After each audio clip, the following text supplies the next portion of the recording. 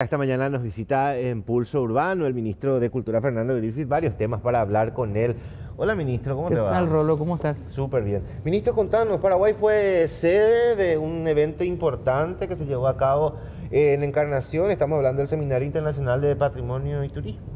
Así es, dentro de nuestra presidencia pro tempore de Mercosur, que empezó a fin de año, un evento muy importante, uno de ellos, son varios, es el Seminario de Patrimonio.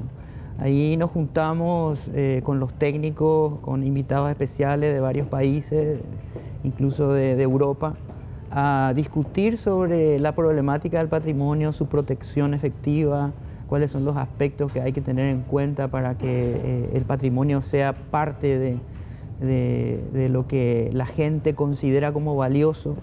Ese es el punto clave definitivamente, ¿verdad? Y después aspectos técnicos también. Entre los técnicos también tuvieron sus reuniones, hubo muchísima participación, varias instituciones involucradas. Nosotros estábamos desde luego liderando eso como cultura, pero recibimos muchísimo apoyo de la gobernación, de la intendencia municipal, a pesar del problema que estaban teniendo en esos días. En fin, desde luego a los visitantes extranjeros nos pusimos muy contentos de poder mostrarles lo que son las ruinas, mejor dicho, las misiones, ¿verdad? Hay que dejar de llamarle ruinas, ¿verdad? Porque, y ellos quedaron maravillados. Ahora en estos días se va a inaugurar el mapping en la misión de Jesús de Tabarangüe, y muy cerquita, ¿verdad?, la maravilla de Trinidad, ambos Patrimonio Mundial de la Humanidad de UNESCO, ¿verdad? Así que salió todo muy bien, hubo muchísimas conclusiones que se sacaron y sobre todo la gente estuvo muy contenta, ¿verdad?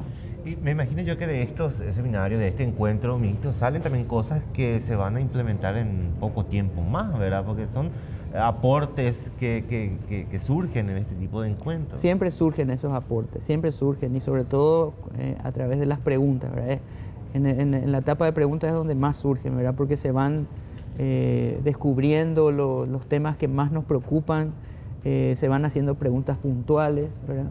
Y desde luego los participantes, tanto así como los invitados, han arrojado muchísima luz sobre acciones futuras que nos sugieren, experiencias de otros países, en fin, fue todo muy bueno realmente.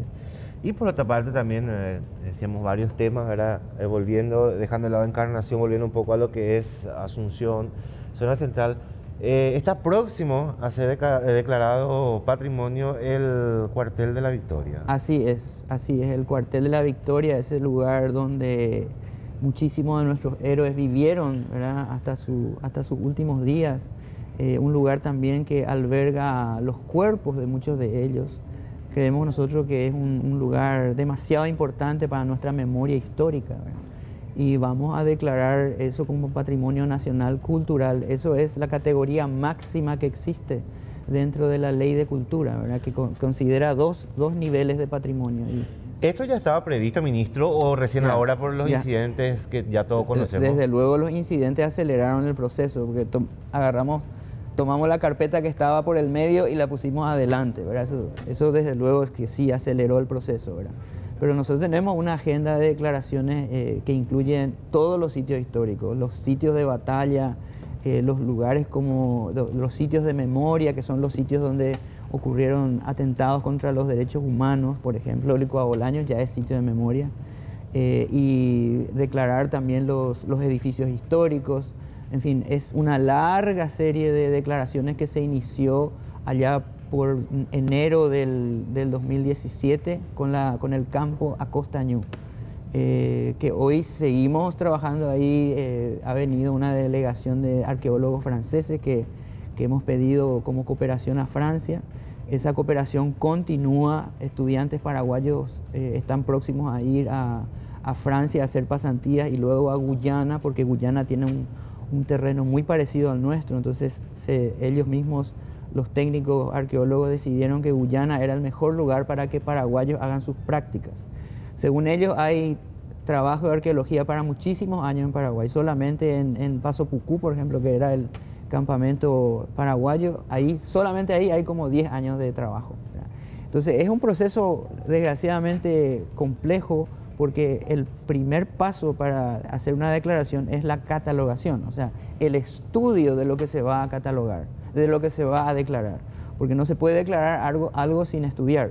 Por ejemplo, en Abaú, si nosotros procedíamos a declarar el campo patrimonio, según lo que decía la gente, nos íbamos a equivocar muy grande, porque no era el sitio donde se decía, tuvimos que hacer un estudio primero y determinamos que Abaú ocurrió, o sea, el final de la batalla, la parte gruesa de la batalla, ocurrió al lado de lo que hoy es el cementerio de Villeta, y en ese lugar, ya en acuerdo con la municipalidad y ya tenemos los recursos, se va a erigir un gran monumento, nunca antes visto, del tamaño que va a ser, para honrar a las víctimas de la batalla de Abaú.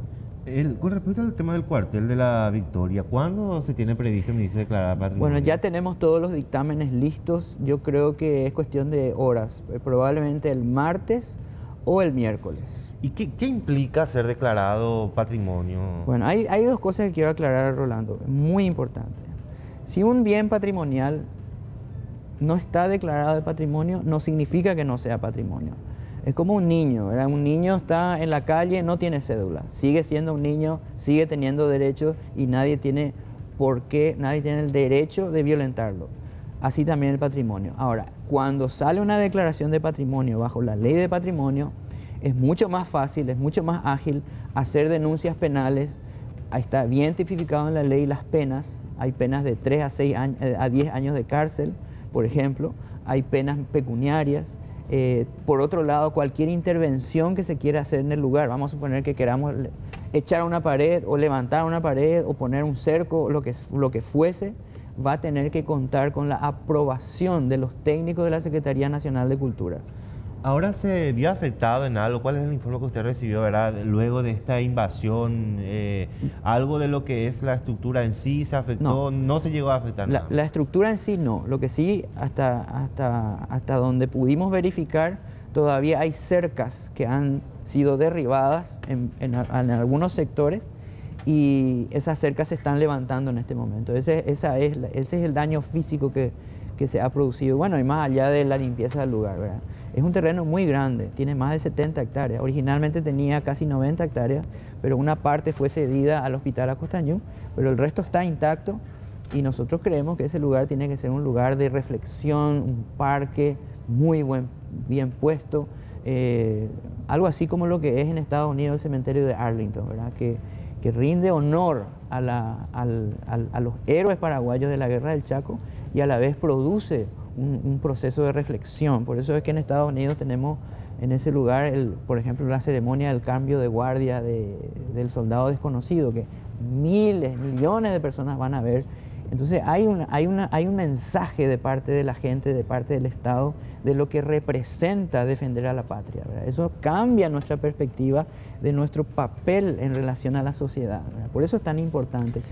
Ministro, yo tengo curiosidad, Sí. admito que desconozco, hablo cuartel de la Victoria y todo lo que se conlleva, pero tengo algunas curiosidades. ¿Cuáles son algunos de esos datos relevantes que se levantó para incluir en el pedido de declaración de patrimonio, ¿verdad? De lo que ya sabemos, ¿verdad? Para algunas otras cosas Se ven los antecedentes históricos, ¿verdad? Por ejemplo, ¿qué es lo que hay en el lugar? ¿Qué es cuándo se levantó? La situación patrimonial desde lo legal, a quién pertenece, quiénes están ahí, cuántas tumbas hay. Todos esos datos se tienen que analizar. Se tiene que analizar la geolocalización, el tamaño, lo que está levantado, todo se estudia y salen dictámenes. 2 grandes dictámenes son los que nosotros tenemos que contar para poder hacer las declaraciones. Primero, el dictamen jurídico, para ver cómo se aplica la ley en ese caso, y en segundo lugar, el dictamen técnico que viene de la Dirección de Patrimonio.